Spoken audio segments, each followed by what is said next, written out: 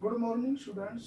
आज आपके सामने क्लास +2 सब्जेक्ट हिस्ट्री चैप्टर 8 कृषि समाज और मुगल साम्राज्य इस विषय पर जो है डिस्कस किया जाएगा। इसमें जो आपको पहले मैं 3 वीडियो समझा चुका हूँ। इसमें जो मैं आपको 4-4 अंक वाले क्वेश्चन समझाऊंगा, सभी बच्चों ने ध्यानपूर्वक समझना है। मुगल काल की सिंचाई तकनीक के बारे में आप क्या जानते हैं? यानी मुगल काल के समय के अंदर जो सिंचाई की तकनीक थी उसके बारे में आप क्या जानते हैं? अथवा 16वीं-17वीं शताब्दी में कृषि के लिए कौन से सिंचाई साधनों का इस्तेमाल होता था? दोनों में से अगर कोई भी क्वेश्चन आ जाता तो आपने एक ही उत्तर लिखना है। और ये जो है हरियाणा बोर्ड के अंदर 2017 के सेट सी में भी जो ये प्रश्न आ चुका, काफी महत्वपूर्ण है, तो ध्यानपूर्वक सुनिए। मुगल काल में कृषि प्रकृति पर निर्भर थी। तो मुगल काल के अंदर जो है खेती बाड़ी ज्यादातर जो है प्रकृति पर निर्भर थी। जिन क्षेत्रों में जिस तरह की वर्षा होती थी लोग उसी तरह की फसलें पैदा करते थे। जिन क्षेत्रों के अंदर ज्यादा वर्षा होती थी वहां पर ज्यादा बारिश के अंदर जो फसलें होती है वो पैदा की जाती थी। जिन क्षेत्रों के अंदर कम बारिश होती थी वहां पर कम बारिश के अंदर होने वाली फसलें जो है पैदा की जाती थी। कहीं कहीं नदियों का पानी भी सिंचाई के लिए प्रयोग में आता था। कहीं कहीं पर जो है सिंचाई के लिए नदियों का भी पानी लगता था, यानी नदियों से भी जो है पानी लिया जाता था। कम वर्षा वाले क्षेत्रों में सिंचाई के लिए कृषक को कृत्रिम साधनों का प्रयोग भी करना पड़ता था। जहां पर कम वर्षा होती थी तो वहां पर जो है कृत्रिम साधनों के माध्यम से सिंचाई की जाती थी। सिंचाई के कृत्रिम साधन निम्नलिखित थे। उस समय के अंदर जो सिंचाई के साधन थे वे इस प्रकार थे। रहट, यह रहट लकड़ी या लोहे के पहिए वाला होता था। ये रहट जो है लकड़ी या लोहे के पहियों से बना होता था। अकबर ने अपनी आत्मकथा में भारत में सिंचाई प्रणाली व रहट के प्रयोग के बारे में विस्तार से जानकारी दी है। तो अकबर के द्वारा जो अपनी आत्मकथा के अंदर उसमें जो है रहट से सिंचाई के बारे में जो है विस्तार से जानकारी दी है कि किस तरह से जो है रहट के माध्यम से लोग सिंचाई करते थे। जलाशयों से सिंचाई, कृषक कुछ स्थानों पर प्राकृतिक जलाशयों के साथ साथ कृत्रिम जलाशय भी खोद लेते थे। तो कई जगह तो जो प्राकृतिक रूप से जलाशय मिल जाते थे, उनके अंदर बारिश का पानी जो इकट्ठा हो जाता था जिससे सिंचाई की जाती खेतों की। इसके साथ साथ कई जगह पर जो है कृत्रिम जलाशयों का निर्माण कर लेते थे किसान। इन जलाशयों में वर्षा का पानी एकत्रित हो जाता था। इन प्राकृतिक जलाशयों के अंदर भी, कृत्रिम जलाशयों के अंदर भी जो बारिश का पानी इकट्ठा हो जाता था,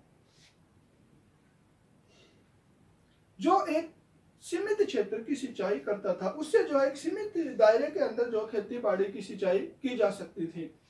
नहरों से सिंचाई, राज्य के द्वारा भी जोत क्षेत्र को बढ़ाने के लिए सिंचाई हेतु मदद की जाती थी। राज्य के द्वारा भी जो है कृषि क्षेत्र के अंदर जो है कृषि के जो सिंचाई क्षेत्र में जो बढ़ोतरी हो सके, यानी कि ज्यादा भूमि सिंचित हो सके, इसके लिए जो है राज्य की तरफ से भी जो कुछ मदद की जाती थी। उदाहरण के लिए शाहजहां ने पंजाब में शाह नहर का निर्माण किया। तो फॉर एग्जाम्पल शाहजहां के द्वारा जो है पंजाब में शाह नहर का निर्माण करवाया गया। इसी तरह फिरोज शाह द्वारा जिस नहर का निर्माण करवाकर हिसार पानी ला गया, तो फिरोज शाह के द्वारा जो नहर बनवाई गई उसके माध्यम से जो है हिसार के अंदर भी जो पानी आया गया। उसकी अकबर व शाहजहां के काल में फिर से खुदाई करवाई गई और दोबारा से इस नहर का जो है पुनर्निर्माण या खुदाई जो है शाहजहां और अकबर के द्वारा जो है पुनः इसकी जो खुदाई करवाई गई। तो ये थे मुगल काल के अंदर जो है सिंचाई के साधन। अब देखिए, ग्राम एक छोटा गणराज्य था। गांव एक छोटा गणराज्य था, इस आशय को स्पष्ट कीजिए। भारतीय ग्राम व्यवस्था को पश्चिम इतिहासकारों ने अलग अलग ढंग से अध्ययन की विषय वस्तु बताया है। तो हमारे देश को अंदर जो गांव है, उन गांव को जो है पश्चिमी इतिहासकारों के द्वारा जो है अलग अलग ढंग से जो अध्ययन की विषय वस्तु बताया है गांव को। उन्होंने अपने अध्ययनों में गांव के लिए छोटा गणराज्य शब्द का प्रयोग किया। तो उन्होंने अपने अध्ययन के अंदर जो है गांव को छोटा गणराज्य की संज्ञा दी है। छोटा गणराज्य कहने वाले लेखकों ने गांव के बारे में कहा है कि भारत में गांव आत्मनिर्भर, बहुसंस्कृतिक, अपनी आवश्यकताओं की सभी चीजों का उत्पादन करने वाले थे। तो बहुत से लेखकों के द्वारा यह बताया गया है कि भारत के अंदर जो है बहुत सी जनजातियों के लोग रहते थे, बहुत से जो है सभ्यता संस्कृति के लोग रहते थे, और ये जो है अपनी आवश्यकताओं की लगभग सारी चीजों की पूर्ति जो है गांव से ही कर लेते थे। इसके साथ साथ गांव जो है आत्मनिर्भर भी होते थे, लेकिन इनका अस्तित्व स्वतंत्र है, और जो है ये आंतरिक प्रशासन के लिए किसी पर निर्भर नहीं थे। इसके साथ साथ कहने का मतलब ये कि स्वतंत्र थे और आंतरिक प्रशासन के लिए किसी के ऊपर डिपेंड नहीं थे। इस तरह उनका मानना कि गांव छोटी इकाई अवश्य थी, लेकिन इनका अस्तित्व स्वतंत्र है। ये कहना चाहते हैं कि गांव जो है छोटी इकाई जरूर थी, लेकिन जो इनका अस्तित्व था वो बिल्कुल स्वतंत्र था। प्राचीन काल से ही गांव की यह व्यवस्था चली आ रही थी। काफी लंबे समय जो ये गांव की जो आत्मनिर्भर वाली, स्वतंत्रता वाली जो व्यवस्था चली आ रही थी। इन लेखकों का मानना कि गांव के लोग सामूहिक स्तर पर संसाधनों व श्रम का बंटवारा करते थे। इनका मानना है कि गांव के लोग जो है संसाधनों का बंटवारा करते थे, जबकि सभी को मालूम था कि उनमें सामाजिक बराबरी नहीं है। गांव के हर लोगों को पता था कि जाति पाति के आधार पर जो गांव के सभी व्यक्ति बराबर नहीं है। इस समाज में कुछ जमीन के मालिक थे, तो उस समय पुराने समय के अंदर भारत के गांव के अंदर कुछ लोग जो है जमीन के मालिक होते थे, जबकि कुछ दूसरों की कृषि पर सेवा देकर जीवन यापन करते थे। कुछ जो है दूसरे लोगों के खेतों में खेती करते थे, अपने जीवन यापन करते थे, अपने परिवार का पालन पोषण करते थे।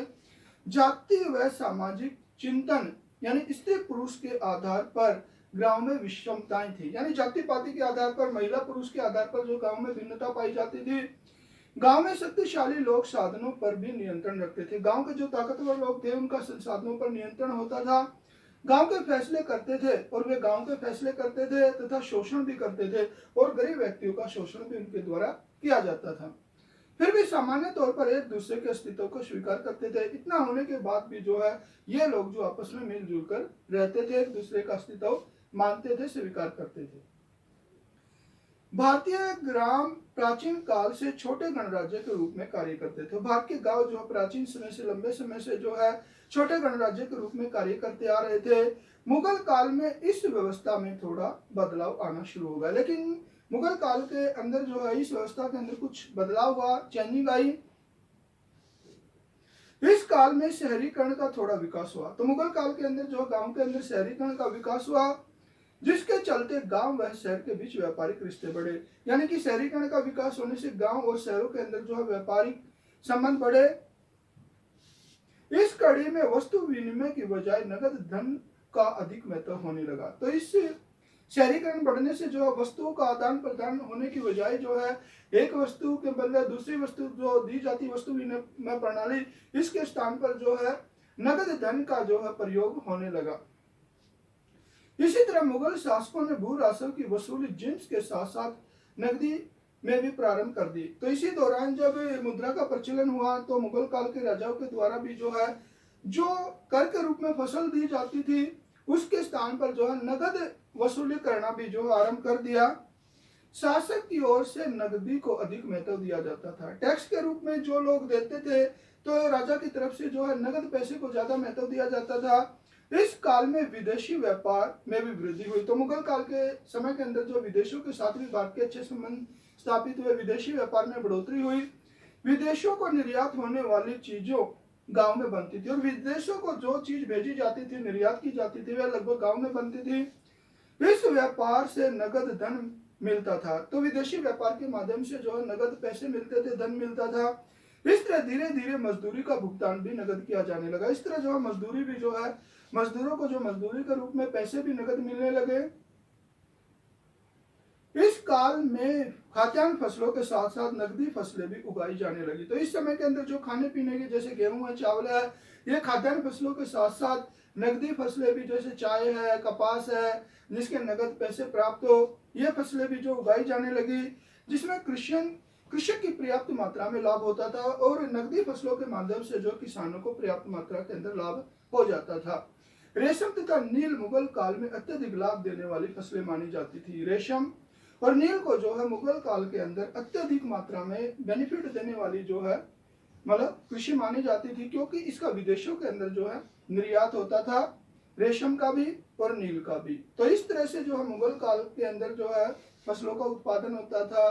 कहने का मतलब यह है कि उस समय जो है भारत एक छोटे गणराज्य के रूप में, मतलब जो गांव थे वो एक छोटे गणराज्य के रूप में भारत के अंदर थे।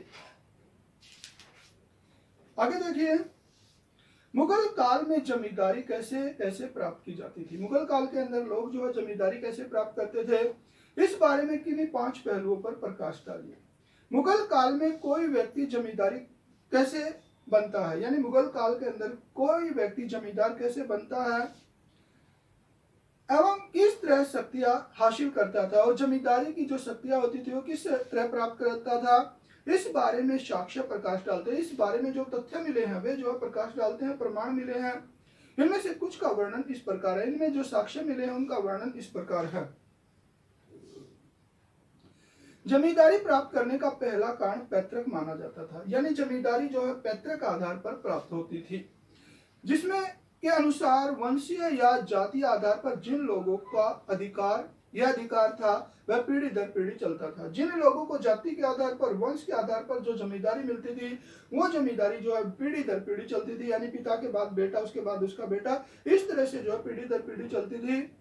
अबुल फजल इस बारे में स्पष्ट करता है, तो अबुल फजल ने इस बारे में बताया है कि ब्राह्मण, राजपूत व अन्य उच्च जातियों की यह स्थिति थी, यानी कि ब्राह्मण, राजपूत और जो दूसरी उच्च जातियां हैं उन्हें जो है जमींदारियां प्राप्त होती थी। कुछ मुस्लिम जमींदार भी इस श्रेणी में आ गए, तो बाद में जो कुछ मुस्लिम जमींदार भी जो है जमींदारी श्रेणी के अंदर आ गए। पश्चिमी भारत के कुछ दस्तावेज युद्ध में जीतकर उसकी उत्पत्ति से जोड़ते हैं। पश्चिमी भारत के कुछ दस्तावेज यानी जो प्रमाण मिले हैं उनके माध्यम से यह पता चलता कि युद्ध में जीतकर उन्होंने जो है जमींदारियों को प्राप्त किया। इसके अनुसार शक्तिशाली वर्ग युद्ध जीतकर क्षेत्र पर कब्जा कर लेता था। जो शक्तिशाली वर्ग होता था युद्ध को जीतने के बाद जो उस क्षेत्र के ऊपर अपना अधिकार कर लेता था तथा कमजोर लोगों को वहां से बेदखल कर देता था, और जो कमजोर लोग थे उनको जो वहां से खदेड़ देते थे, जिसके बाद अपनी ताकत के सहारे ये लोग राज्य से मलकियत का प्रमाण पत्र भी ले लेते थे। उसके बाद जो है ये ताकत के माध्यम से जो है राजा से अपनी जमीन के मालिक होने का जो प्रमाण पत्र ले लेते थे। कुछ जातियों व परिवारों ने स्वयं को संगठित कर ऐसी योजनाएं बनाई जो कि बड़े भू राजस्व पर उनका कब्जा हो। तो कुछ जातियों व परिवारों ने स्वयं को संगठित किया और उसके माध्यम से ऐसी राजनीति बनाई कि भू क्षेत्र पर उनका कब्जा हो, भूमि के क्षेत्र पर उनका कब्जा हो। उनके बाद राज्य को सहयोग देकर उस क्षेत्र पर कर एकत्रित करने का अधिकार ले लिया। उसके बाद जो है राजा को सहयोग दिया गया, उसके बाद उन इलाकों के ऊपर जो है न टैक्स उगाने की जो है अनुमति ले ली। इसके बाद अपने अपने क्षेत्र में जमींदारियां स्थापित करने में कामयाब रहे। इस तरह से जो है बहुत से लोग अपने अपने इलाकों के अंदर जमींदारियां प्राप्त करने में कामयाब हुए।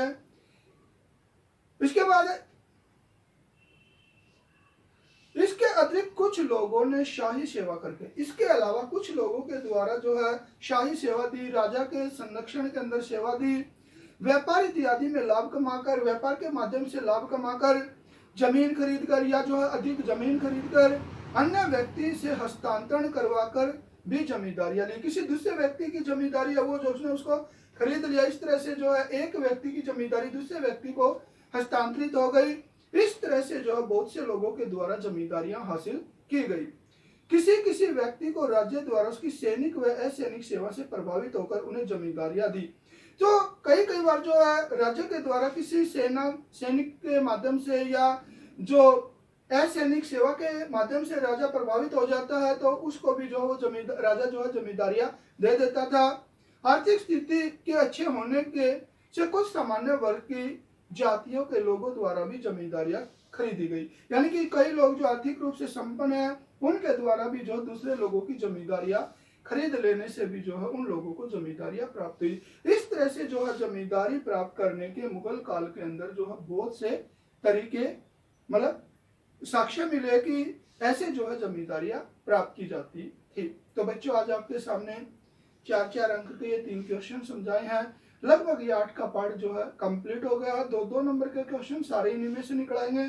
तो आप सभी बच्चों ने जो ये कंप्लीट चैप्टर करना है और जो है फर्स्ट सेमेस्टर यानी कि सितंबर तक का सिलेबस जो है 8 चैप्टर जो है आपके कंप्लीट हो गए हैं और सभी बच्चों ने जो है सितंबर के पेपरों की तैयारी करनी है। धन्यवाद।